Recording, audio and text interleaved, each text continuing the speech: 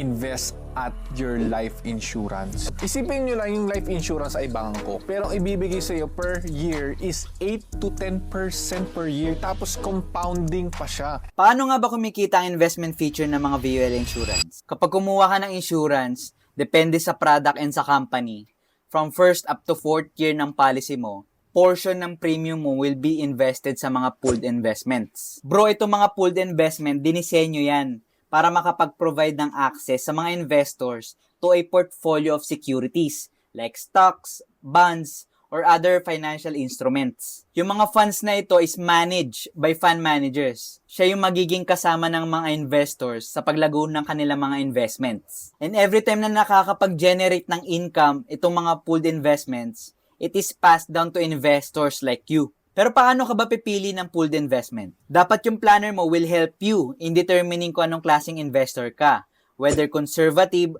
moderate, or aggressive.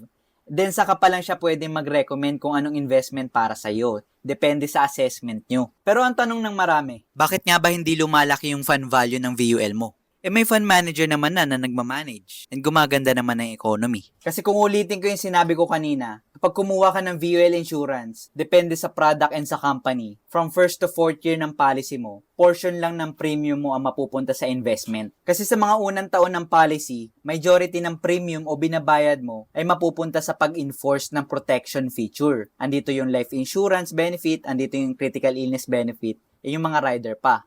Remember, ginawa ang VUL insurance para tulungan yung mga Pilipino na hindi marunong sa investment to at least start their investment journey while still being protected. Kung may question ka, comment mo lang dyan. O kaya DM mo ako sa IG account ko at Sian Senado. Tapos doon natin pag-usapan. Yun lang.